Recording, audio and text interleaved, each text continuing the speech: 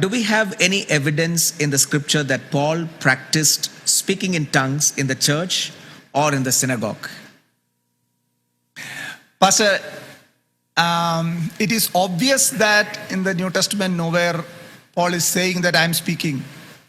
In Corinthians, if he says also, he says, if I speak, suppositional. So there is no clear-cut statement. Paul says that I am speaking.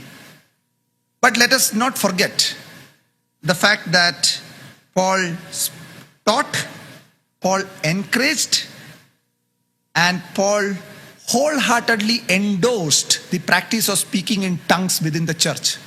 1 Corinthians chapter 12 verse 31 and chapter 14 verse 1. Paul is encouraging and telling them, please practice it. It's important. But as I earlier also I pointed out, in 1 Thessalonians chapter 5 verses 19 and 20, Paul is saying that, quench not the spirit. That means don't douse it, the fire.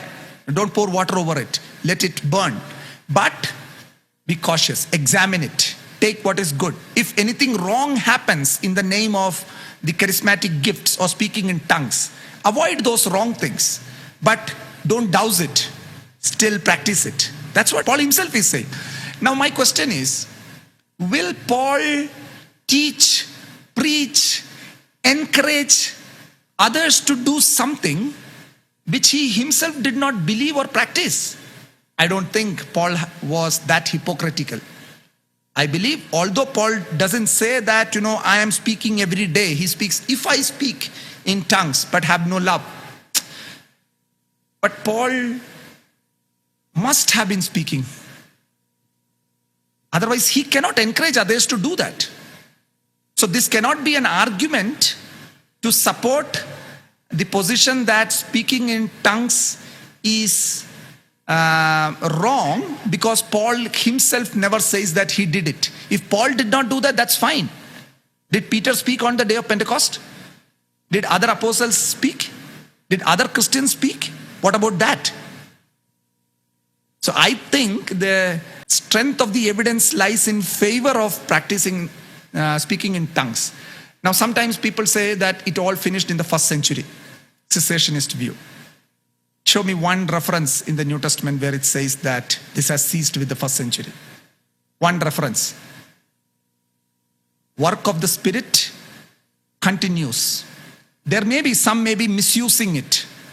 That we have to be cautious. We have to say wrong is wrong. In the name of Spirit, the nonsense that is done sometimes, we have to condemn it. We have to say, no, I am not part of it. But let us not quench the fire. Let us not douse it. Let it burn. That is the lifeline of mission of the church. Spirit's activity lost, the mission of the church is lost. And the greatest revival movements prove that. The church flourished when the Spirit was allowed to function. And when the Spirit's role was diminished, then in the mission of the church got stifled, and church started slowly becoming ossified, dried up like skeleton. And there is no life in that. Speaking in tongues, Paul did not say that I say, but he did teach, preach, and encourage others to do that. I think Paul did speak. That's why Paul was saying, do this also. Because that's what imitation language is. Become as I am. Do what I do. You have seen the right practices from us. Practice it.